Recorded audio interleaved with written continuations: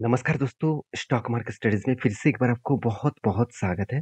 तो आज मैं फिर से आपके सामने कुछ इम्पोर्टेंस कंपनी का अपडेट डिस्कशन करूँगा। तो इस वीडियो को ध्यान से देखिएगा कि बहुत सारा इन्फॉर्मेशन मैं आपके साथ शेयर करने वाला हूँ और किस तरीके से स्विंग ट्रेडिंग में खुद किस तरीके से टेक्निकली चार्ट पैटर्न्स को यूज़ करके मैं स्विंग ट्रेडिंग करता हूँ, किस तरीके से मैं प्राइस एक्शन को फॉलो करके काम करता हूँ, वो मैं आपको इस वीडियो के माध्यम से सिखाऊँगा।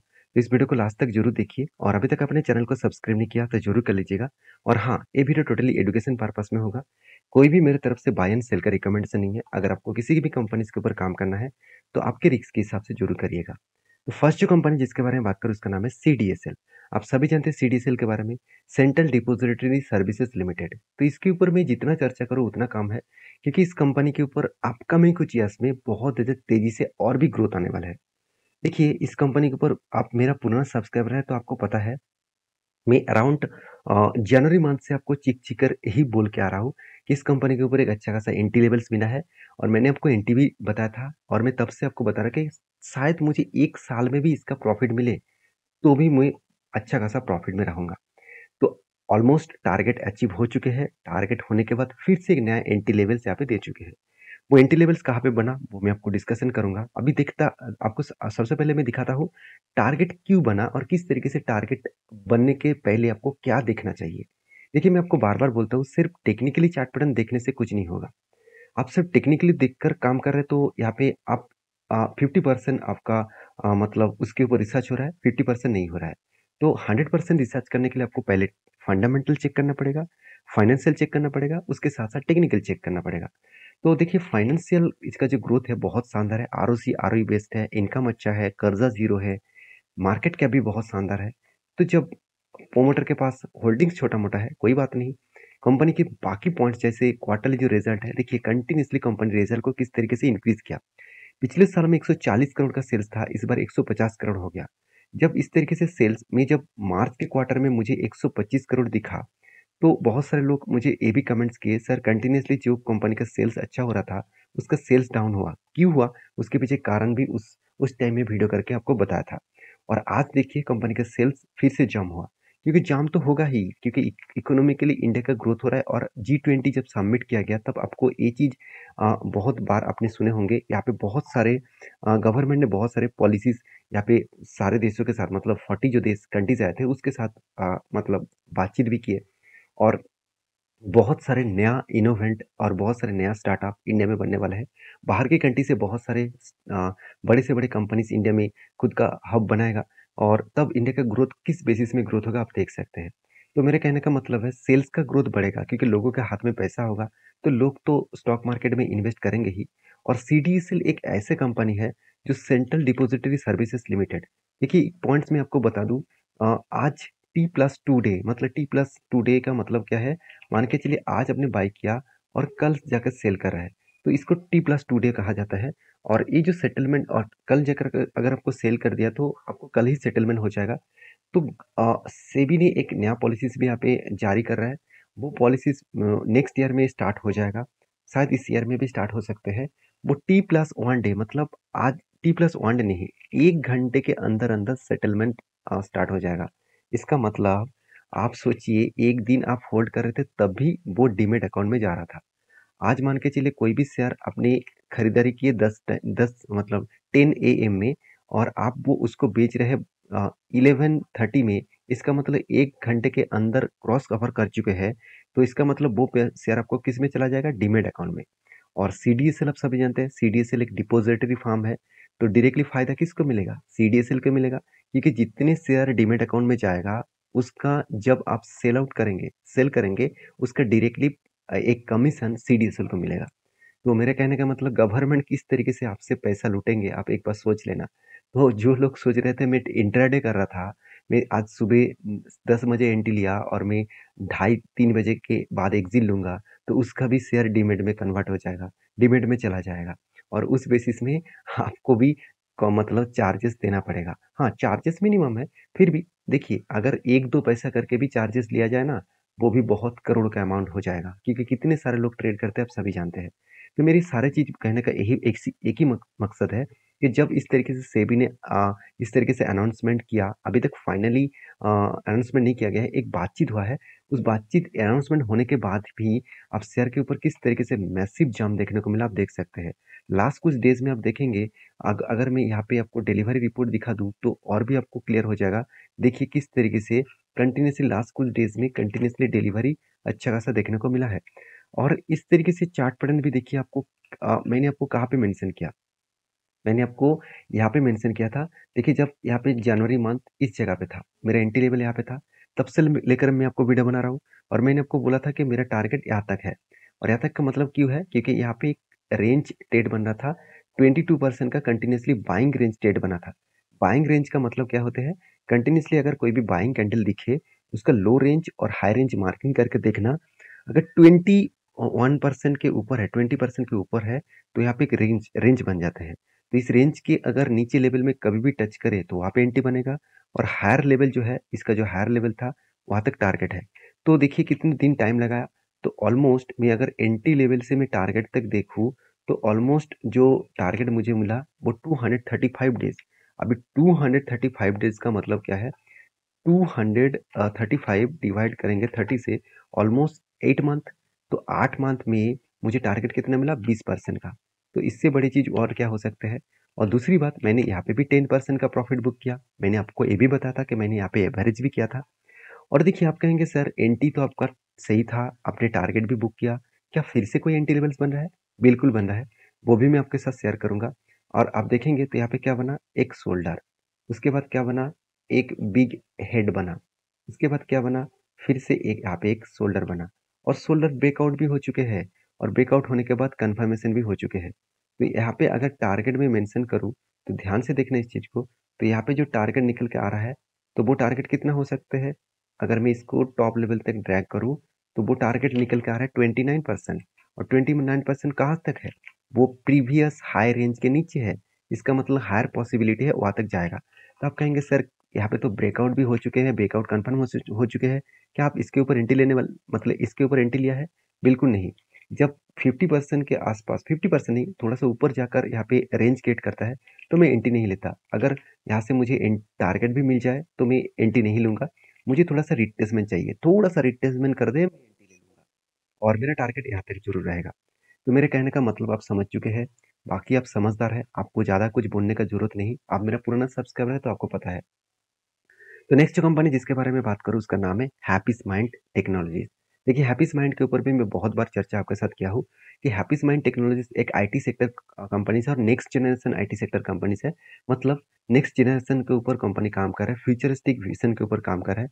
इसीलिए शायद आईटी सेक्टर में जब कंटिन्यूसली गिरावट का करेक्शन का मतलब हालत देखने को मिला था, कंटिन्यूसली हर आईटी सेक्टर गिर रहे थे, उस टाइम में भी मतलब हैप्पी माइंड उतना ज़्यादा क्रैश नहीं हुआ।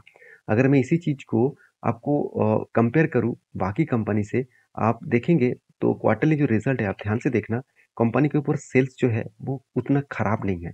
कंटिन्यूसली कंपनी क्या कर रहा है, सेल्स को एक लेवल्स में मेंटेन करके रखा। और इस बार कंपनी हाईएस्ट सेल भी किए। तो हाईएस्ट हाईएस्ट सेल्स होने के बाद, कंपनी के एक्सपेंस कंट्रोल होने के बाद, कंपनी का हाईएस्ट प्रॉफिट भी देखने को मिला। तो जब कंपनी खुद को अलग लेवल में रिप्रेजेंट कर रहा है, तो उसमें एक तो हमेशा एक स्ट्रेंथ बनता ही है।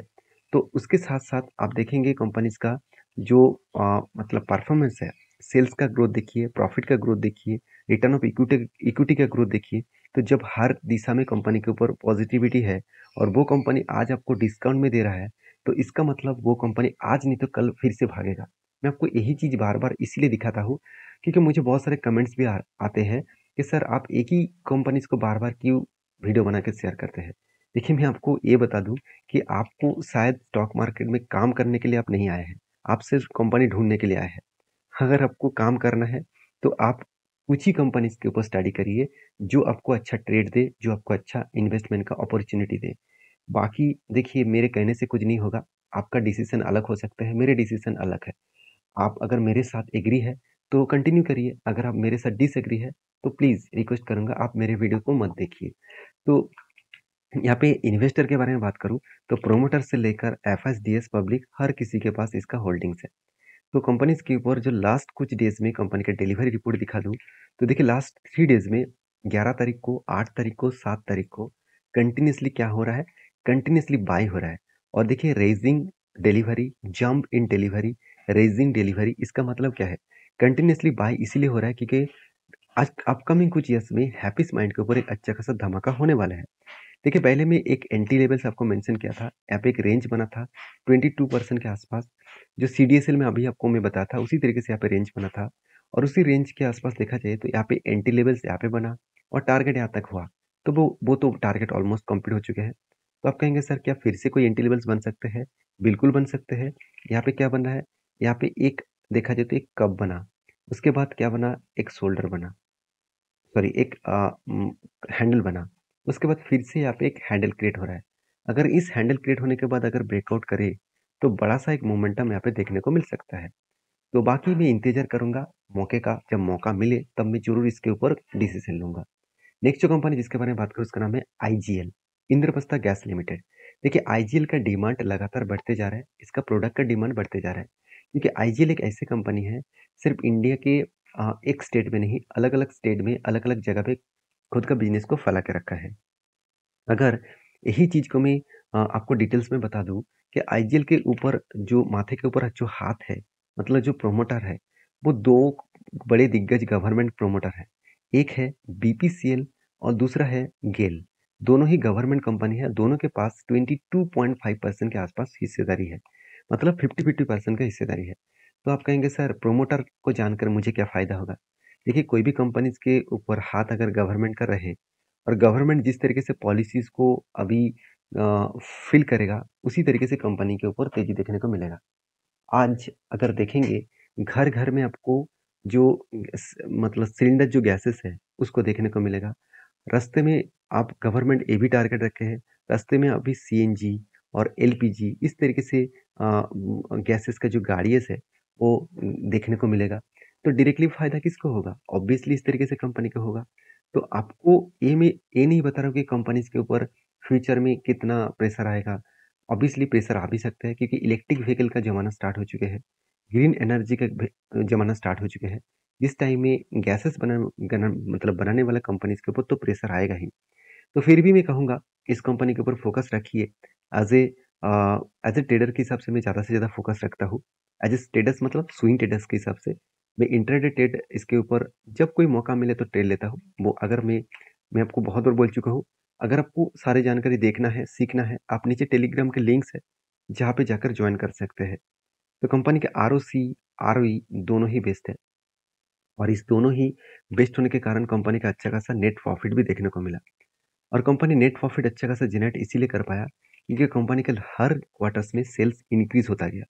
लास्ट जून मंथ में कंपनी का 3,100 करोड़ के आसपास सेल हुआ करता था और इस बार कंपनी का सेल्स जो है वो 3,400 करोड़ तक पहुंचा।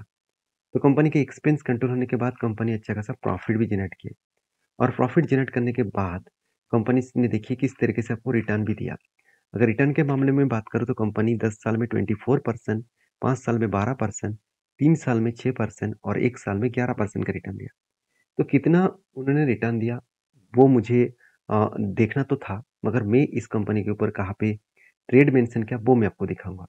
इसका डिलीवरी रिपोर्ट के बारे में बात करूँ तो डिलीवरी में पॉजिटिविटी भी है और वीकनेस भी है।